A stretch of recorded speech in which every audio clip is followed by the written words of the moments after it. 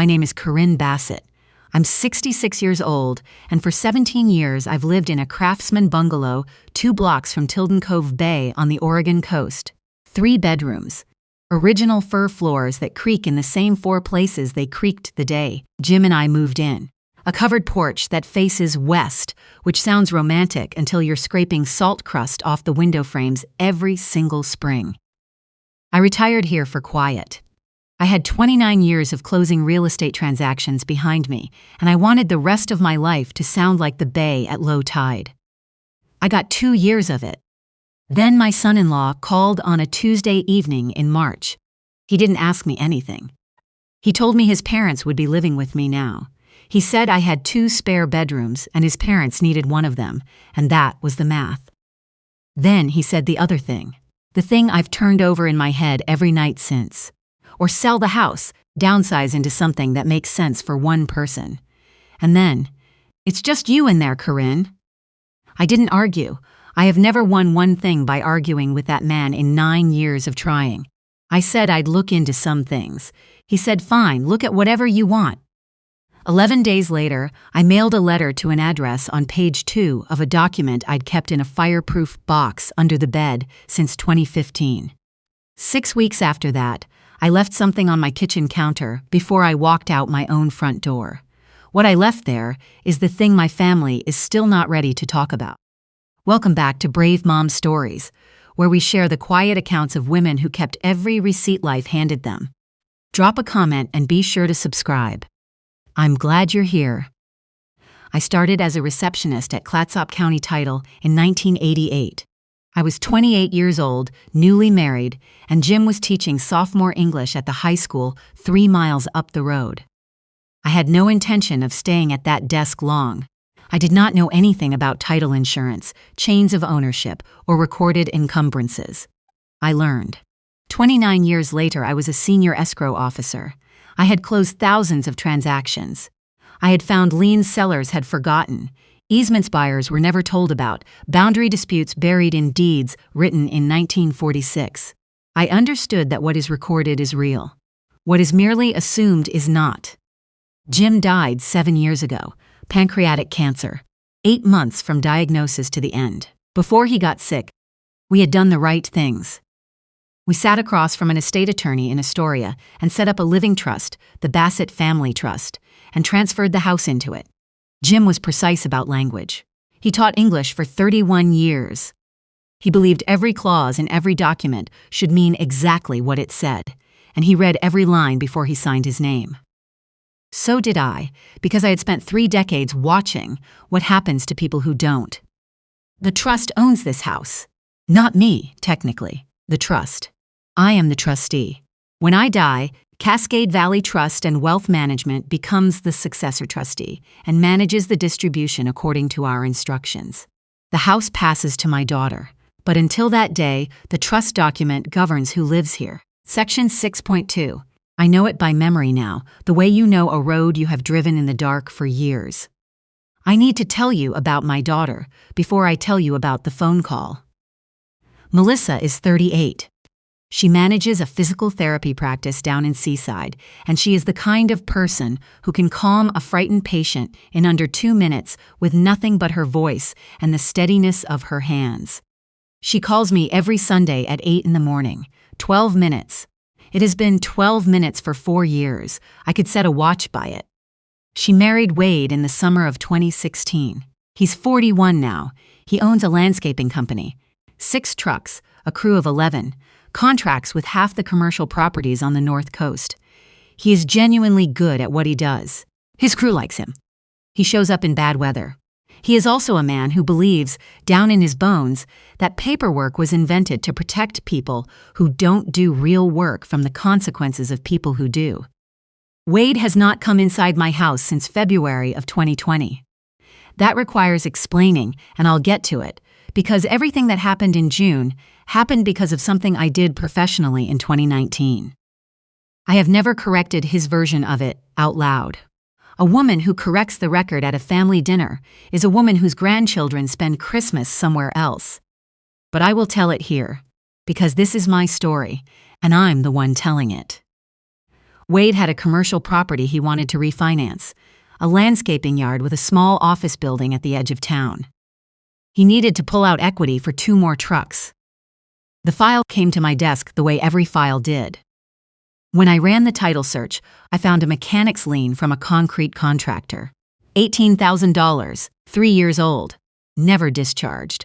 I could not close the refinance with an open lien sitting on the title. The lender wouldn't touch it. That is not a judgment call I got to make. It is what the job was. Wade came to the office. He stood in front of my desk with 2 other employees in the room and said the thing I have not been able to put down since. You knew who this was. You could have found a way. I told him I couldn't close a transaction with an unreleased lien. That wasn't a choice. It was the law and the job and my license. He lost 6 weeks getting it discharged. By then, rates had moved and his terms changed. He said it cost him. He has told that story at Melissa's family dinners ever since. The mother-in-law at the title company who held up his file. He has never mentioned that the lien was real and that any competent title officer in the state would have caught it. I have never said that out loud in a room he was in. There's something else I learned later from Melissa on a Sunday call in 2022. In 2021, Wade applied for a small business development loan through a county program. Low interest, designed for local employers who hired and paid living wage. He was denied. His company was 1 employee over the headcount cap. 1 employee. He taped the denial letter to his office wall for 2 months. Melissa said clients would come in for estimates and he'd point at it. I understand the shape of what he felt, even though he built the wrong things on top of it. He hires local kids. He plows the church lot every January without being asked. He has been in this county 15 years and done everything the community says a person is supposed to do. Then a county program tells him no because his crew is 1 person too large. And his mother-in-law, a woman with a pension and a fireproof box full of documents, lives alone in a 3-bedroom house 2 blocks from the water. He had decided the rules were a shelter for people who didn't work as hard as he did. That's what he was thinking in March. Not let's take from Corinne. He was thinking, the paperwork people already said no to me once, and they are not going to say no to my family a second time. Tuesday, March 11th. 7:15 in the evening. I was at the kitchen table going through seed catalogs for the back beds when my phone rang. Wade had me on speaker. I could hear a basketball game in the background and what sounded like his father laughing at something in another room. So Melissa and I have been talking, he said. You've got 2 bedrooms sitting empty, and Mom and Dad are paying $900 a month for an RV space in Longview. His parents are coming to stay with you in June. I'll rent a truck. I said that was a large decision to make without asking me. He said there was nothing to ask. You have the space. I said I wanted to talk about it properly, all 4 of us, together, on paper. He said paper wasn't necessary, it's family. Then he said it. Or sell the house, downsize into something that makes sense for 1 person. It's just you in there, Corinne. I said I'd look into some things. He said, look at whatever you want. I stood at the sink for a long time after I hung up. Outside it was raining the way it rains here in March. Not dramatic, just steady, like it had always been raining and always would be. I thought about Jim. Jim would have handled this in 1 sentence on the phone. He was a talker. I am not. I use paper the way other people use their voices, and I have done it my whole life, and I am not entirely sure it has served the people I love. Melissa drove up the following Saturday with coffee and a bag of lemon cookies from the bakery in Cannon Beach. She sat at my kitchen table with her coat still buttoned, which is what she does when she is planning to leave before a conversation is over. It would just be for a while, she said, until they get settled. I asked what settled meant. She turned her cup around on the table. Mom, they don't have anywhere that works. The RV park raised their rate again, and Harold's knees are getting worse, and Fern doesn't like being that far from a hospital. I asked whether anyone had actually asked me before plans were made. She said Wade had called me. I said he had told me, those are not the same thing. She took something from her bag and slid it across to me. A list in Fern's handwriting on a yellow notepad page. Things Fern would want in her room. A closet rod she could reach, a window that opened, good water pressure in the mornings. Someone had already decided which room would be hers. I folded the list and put it under the pepper mill. I told Melissa I would think about it and let her know. She was out the door in under 5 minutes. Before she left, I asked her one thing. "Melissa," I said, "do you remember helping me with the trust certification in December of 2023 when I couldn't read the small print after my eye procedure?" She stopped with her hand on the doorframe. She didn't turn around. "That was different," she said. She had not answered the question. After she left, I opened the fireproof box and took out the trust document. 41 pages. Jim and I had signed it in the attorney's office in Astoria on a Thursday afternoon, and the attorney had handed us each a copy and said, "Keep this somewhere you can find it." I had found it maybe a dozen times in 7 years and never needed it for anything. I read it now the way I used to read a title report, front to back, pencil in hand, nothing skipped. Page 11, Section 6.2, Occupancy of the trust property. The property shall serve as the primary personal residence of the surviving trustee. Any proposed addition to the permanent household must be reviewed and approved by the successor trustee, Cascade Valley Trust and Wealth Management, and must meet the definition of eligible occupant as set forth in Section 2.4. Section 2.4, Eligible occupant, the trustee's spouse, the trustee's lineal descendants, the spouses of the trustee's lineal descendants. Harold and Fern were the parents of the man who married my daughter. They were not my lineal descendants. They were not their spouses. They did not qualify. I had not been to an attorney to determine that.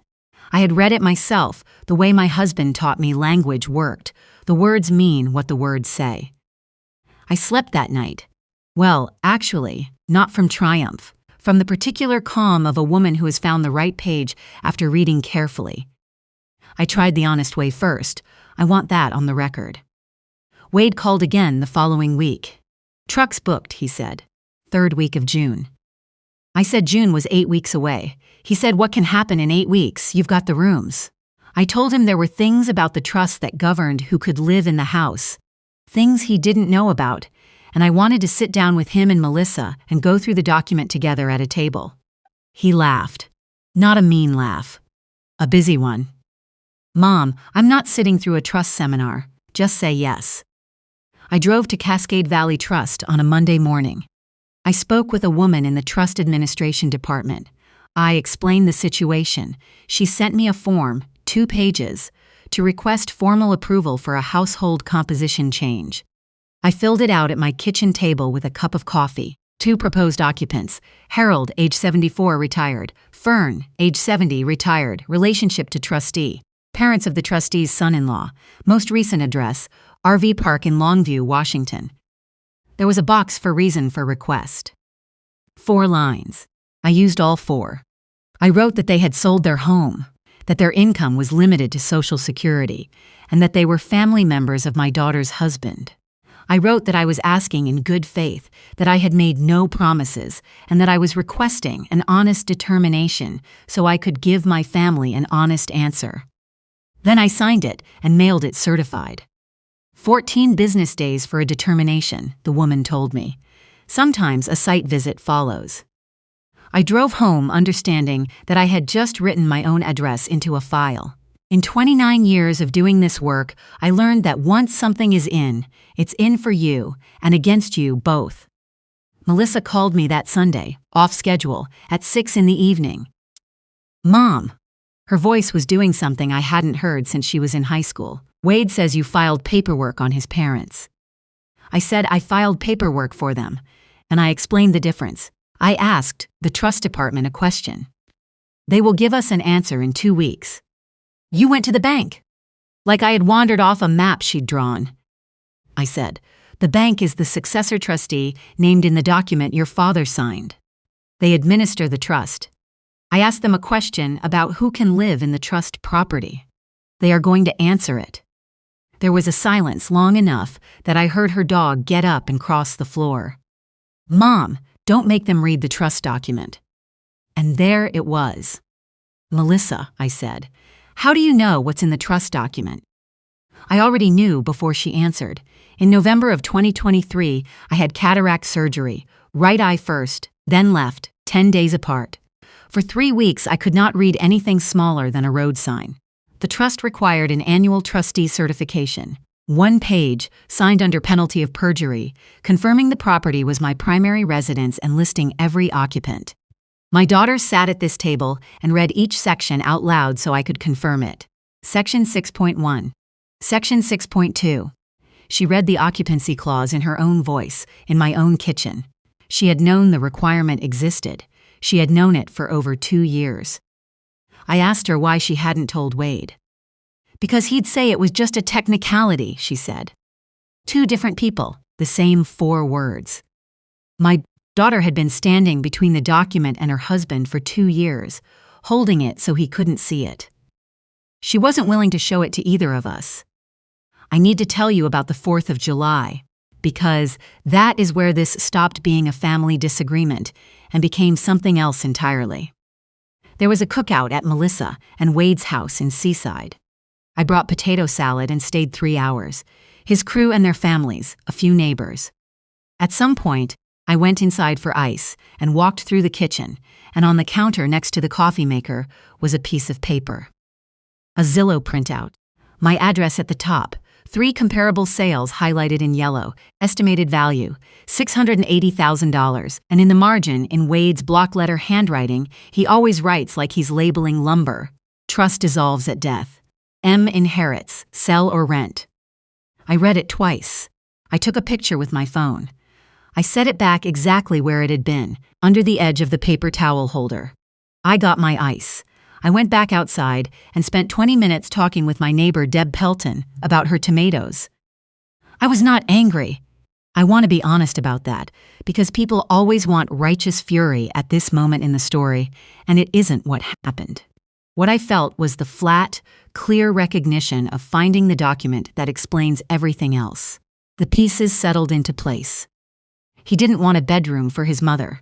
He wanted his mother inside this house, established, familiar, embedded, so that when I had a bad winter or a bad diagnosis, the people making day-to-day decisions about my life would already be there, and his wife would be the one managing things. And the house would pass cleanly, he assumed, to Melissa, who would then do what she always did when the temperature of a room needed managing.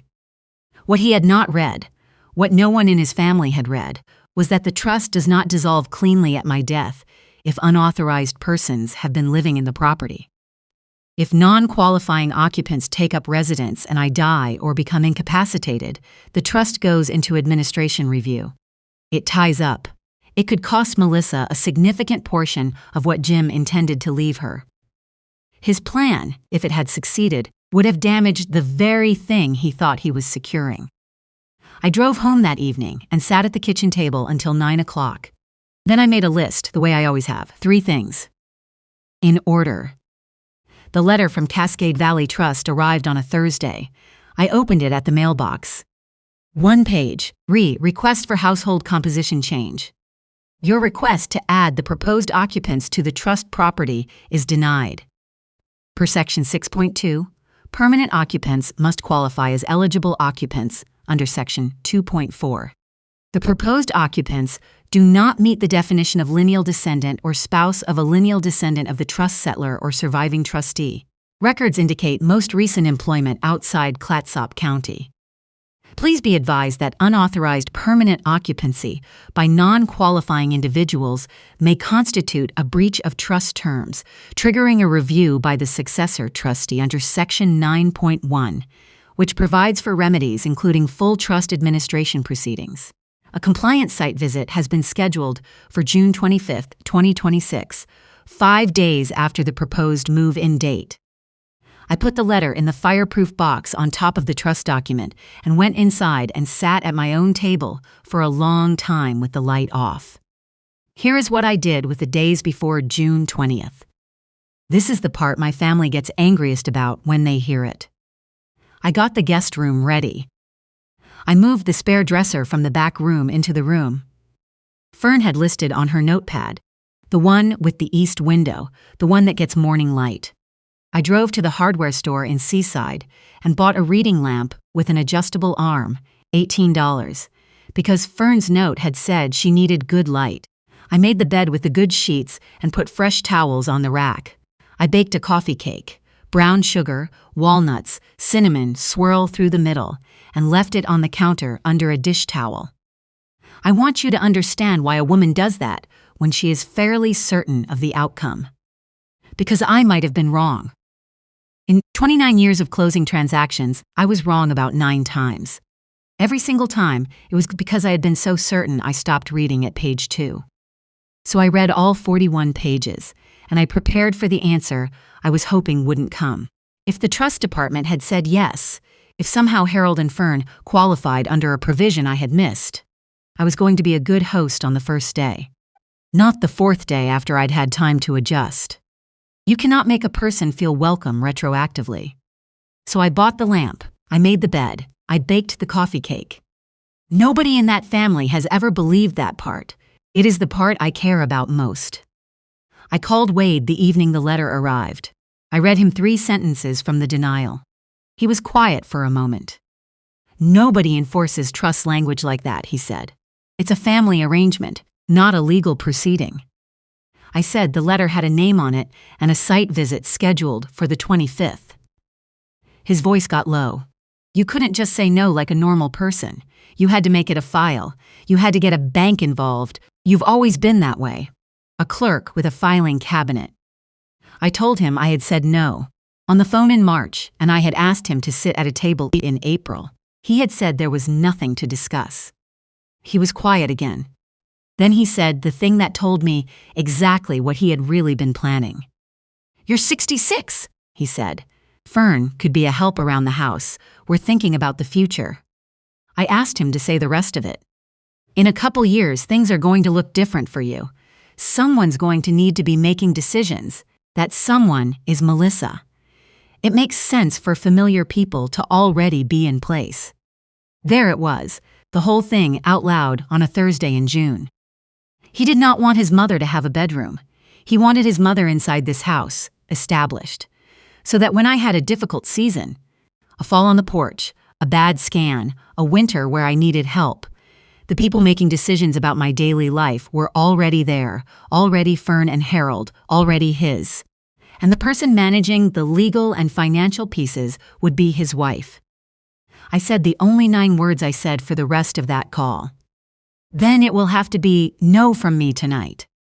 And I hung up on my daughter's husband for the first time in 9 years. I asked Melissa to come up on Sunday. She came at noon. I put the numbers on the table because numbers are the only language that family has ever fully accepted from me. Jim and I bought this house in 2007 for $318,000. We put it in the trust in 2015 because an estate attorney told us to, and we listened and we read every page before we signed. The trust governs who lives here. Those terms are recorded at the county. They are not a technicality. They are what Jim signed his name to because he believed language should mean what it says. Melissa sat there looking at the table. Then she said the thing that showed me exactly how her marriage works. He's going to be so angry. Not I'm sorry, Mom. Not I should have told him in 2023. Her first full thought was about the temperature of a room she would have to go home to. If you have ever managed a family's emotional weather instead of telling your family the truth, you already know what that costs. It costs everybody the chance to deal with real things before they harden into grievances. Nobody can move. I told her that was true, and then I said something else, out loud at that table, which is not something I do easily. I told her that for a long time I had handed her paper instead of sentences, the lease terms on her bed when she was 20 and wanting to move in with someone I didn't approve of. The annotated folders, the circled paragraphs. I taught her that hard things arrive in writing and that you process them alone and in silence, and then I was surprised when she kept her mouth shut about a document she'd read in my own kitchen. That is my part, I said out loud. I owe her that. The guest room is hers whenever she wants it. She knocks. Wade is welcome when he is ready to have an honest conversation about what is actually written in the documents that govern this family's future. Not before. She cried a little. I let her. I did not hand her a tissue or a folder or anything at all. I just let her sit there. On the Friday before the 20th, I wrote a note card in my own handwriting and set it on top of the stack of documents I had laid on the kitchen counter. Harold, Fern, coffee cake on the counter, dish towel over it. The room is made up. Please read section 6.2 of the enclosed document before you unload. CB. I set Jim's pocket dictionary on top of the papers so the pages wouldn't lift if a draft came through the screen door. He carried that dictionary for 30 years. He said a person who won't look up a word has decided to stay comfortable. I set it flat across the trust document and the denial letter and the site visit notice, and I left it there. Then I turned on the porch light, which was a foolish thing to do at 8 in the morning in June with full sun, and I drove down the hill. Agnes Haverford trained me at the title company in 1989. She's 79 now. She lives in Warrenton in a house with a garden that takes up half the yard. We have coffee on the third Friday of every month. I was not going to cancel on Agnes, so I could stand in my driveway while a moving truck came around the corner, and my son-in-law's voice carried down the road. We had coffee. She told me about her granddaughter's licensing exam. She asked whether the rhododendrons on my road had bloomed yet. I said they were late this year. My phone buzzed on her kitchen table 7 times in 40 minutes. Agnes looked at it and then looked at me over her cup. You going to get that? It's already answered, I said. She put her hand flat on top of mine and left it there for a moment without saying anything. That was the kindest thing anyone did that whole spring. I came up my own road at 10:40. A moving truck was backed halfway into my gravel turnaround with its rear door open. Harold's recliner was sitting on my front lawn on its side with a moving blanket thrown over the arm. My neighbor Deb Pelton was standing at her fence 2 houses down because there had never been a truck like that on this street before, and she knew it. Wade was in the middle of my driveway, holding page 11 of the trust document. Not the folder. Just that single page, held by the corner, the way you hold something you already suspect has beaten you. I got out of my car. That is the one moment in this whole summer where I stood up. What is this? He said. I asked him to hand it back to me. He did. I read section 6.2 out loud, slowly, in a normal voice, because Deb was 40 feet away and the moving crew was 20, and everyone had already heard most of it anyway. The property shall serve as the primary personal residence of the surviving trustee. Any proposed addition to the permanent household must meet the definition of eligible occupant as set forth in section 2.4. I said, that is the language your father-in-law spent 31 years as an English teacher getting exactly right. He said I had gone behind his back. I said I had mailed him a certified copy of the denial letter on June 15th. He said he hadn't gotten it. I said I had the tracking number. He said that wasn't the point. I said it was very much the point. He said we would see what a lawyer had to say. He did not call a lawyer. No one in this story ever called a lawyer. There was only me and a reading lamp and a document that meant what it said. He hit the side of the truck with the flat of his hand hard enough that the crew member nearest to him stepped back. He said I had ambushed his mother. He said I had been sitting on this since March. He called me a clerk with a filing cabinet twice, and the second time his voice cracked on it. You could have just said no like a person. I said I had, in March, and asked to come to a table in April. He had said there was nothing to discuss. Then his own words from the phone call came back into the yard between us, and neither of us could take them back. He knew I remembered them. I could see it on him. Deb Pelton cleared her throat from her fence line. I'm sorry to interrupt, but that truck can't stay across the road once it's dark. There's a fire access agreement on this street. Wade looked at her like she was furniture. Melissa's car came around the corner at 4:40 in the afternoon. She parked behind the truck and sat in it for a while, without getting out. Fern was in my kitchen the whole time. She had found the coffee cake. She had taken the dish towel off and cut herself a piece and was standing at the counter with a fork in her hand when I came in. She didn't turn around. She said very quietly, "I don't have anywhere, Corinne. You understand that." I got within 2 steps of her. I want you to know that, because it is true. For 3 seconds, she was simply a 70-year-old woman standing in a stranger's kitchen holding a fork, and that is a hard thing to look at without feeling it. Then she turned around and said, "You can fix this. You understand paperwork. Find a way to make it work." I set the folder on the counter between us. I said, "This house has had one trustee for 7 years. Every January, I sign 1 page swearing that is true, under penalty of perjury. That is not cruelty. That is the entire reason a woman like me was ever able to own something like this at all. Because my husband got the language right. I cannot undo his language. I would not if I could." She looked at the folder. She read fine. She was quiet for a long moment. Then she put the lid back on the coffee cake carefully and said, "Well, Wade said it was handled." That is the closest anyone came to an apology that day. It was not directed at me. It was directed at her son. They left that afternoon. Harold carried the recliner out to the truck himself. Wade made 2 trips without knocking either time. Before he pulled out, he walked back to my porch and set something on the top step. Jim's pocket dictionary, which had slid off the counter in the kitchen. He set it down carefully and left without looking at me. That was the only thing he did all summer that I did not expect. The compliance site visit came and went on June 25th. The administrator confirmed no unauthorized occupancy had occurred since the denial was issued. The file was closed. No penalties. Melissa did not call for 6 weeks. She calls every Sunday at 8 in the morning. For 6 Sundays in a row, the phone did not ring. Then on a Wednesday in August, she drove up without warning. Too fast around the bottom curve the way she always takes it. She came inside and sat at the kitchen table and picked up Jim's pocket dictionary and turned it over in her hands and set it back down. "I should have told him what I read," she said. "In 2023, I should have shown him the clause and let him be angry and dealt with it then, not let it compound into this." I told her that was true.